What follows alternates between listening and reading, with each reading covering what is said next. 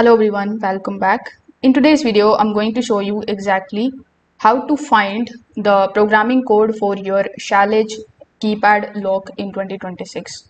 Now, most of the Schlage keypad locks include a factory programming code which will be printed on a sticker. So you will usually find that particular sticker on the programming guide or the manual, or sometimes it is inside the battery cover just like so, or on the back of the keypad assembly. So Schlage confirms the default programming code that will be printed on the original sticker included with the lock.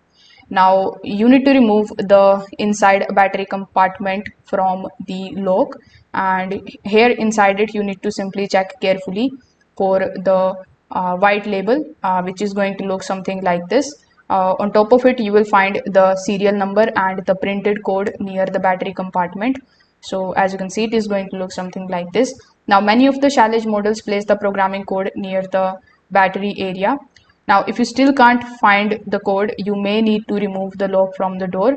On many of the models like FE595 or BE369 or Camelot or Connect series, the programming code sticker is often attached to the back of the exterior keypad assembly or the inside mounting plate and not directly visible from the battery compartment. So you can also find it there.